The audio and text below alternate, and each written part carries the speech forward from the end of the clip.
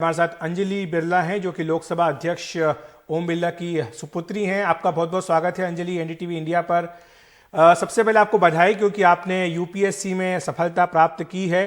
तो सवाल यही, क्योंकि जिस दिन ये आपका रिजल्ट आया था, जब भी चर्चा चल रही थी, मेरी बात हुई थी आपके पिताजी से, उस दिन दो अच्छी खबरें आई थी। पहली बात तो ये कि आपका यूपीएससी क्लियर हुआ था, दूसरा ये था कि सुप्रीम कोर्ट का फैसला आया था जिसमें नए संसद भवन के निर्माण को हरी झंडी मिल गई थी। तो बहुत खुश थे आपके पिता दोनों ही खबरें सुन करके। तो सवाल यही आपसे, किस तरह से आपने तैयारी की थी और जब आपको ये पता लगा कि आप यूपीएससी क्लियर कर रही हैं तो क्या रिएक्शन था आपका? जी, मैंने कॉलेज के बाद 1 साल ड्रॉप लेकर यूपीएससी सिविल्स की तैयारी करी थी और 10 से 12 घंटे मेरी पढ़ाई रहती थी एवरी डे। और जब मुझे पता चला कि मेरा लिस्ट में नाम आ गया है तो बहुत ही खुशी हुई थी, क्योंकि पहली लिस्ट में नहीं आकर थोड़ा दुख तो लगा ही था। एंड फिर जब सेकंड में आया तो उसकी खुशी डबल हो गई थी। और तैयारी का आप बता रही 10 से 12 घंटे आप तैयारी करती हैं। आप कोटा से हैं और कोटा तो हम जानते हैं कि प्रतियोगी परीक्षाओं के लिए बहुत ही मशहूर है। वहाँ पर तमाम तरह की कोचिंग क्लासेस चलती हैं। इंजीनियरिंग के लिए ज़्यादा प्रसिद्ध है, लेकिन आईएएस के लिए, यूपीएससी के लिए, इसके लिए क्या तैयारी आपने किया? जी, मैं दिल्ली आ गई थी। मेरे ग्रेजुएशन दिल्ली से ही हुआ।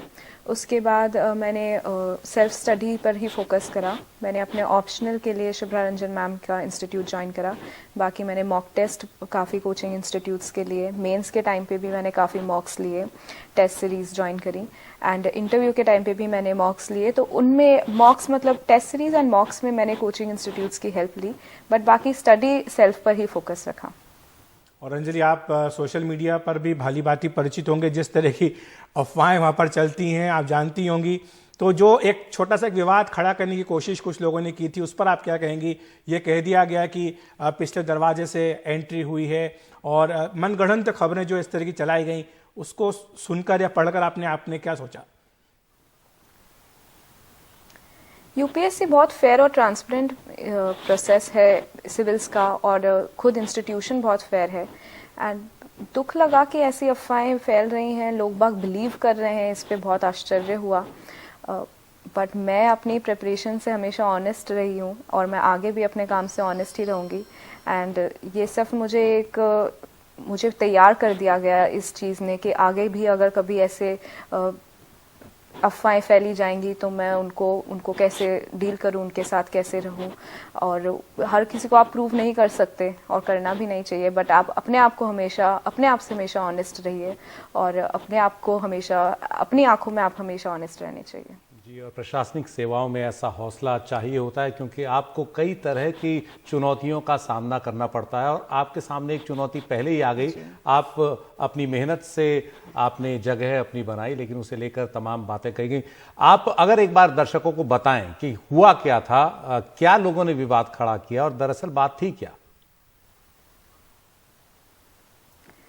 पहले दिन 2 दिन जब रिजर्व लिस्ट का नाम आया तब तक कुछ हुआ नहीं था, बट थर्ड डे पता नहीं कुछ लोगों ने फेसबुक पे ये ट्वीट और मैसेजेस डालने शुरू करे, पोस्ट डालने शुरू करे कि मैं बिना एग्ज़ाम दिए, बिना इंटरव्यू दिए ही पास हो गई हूँ और अपने आप बैकडोर एंट्री से ही आईएएस बन गई हूँ।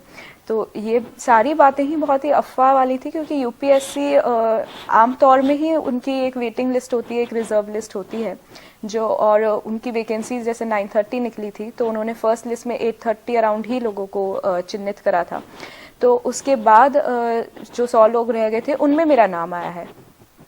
तो मैंने किसी की सीट नहीं ली।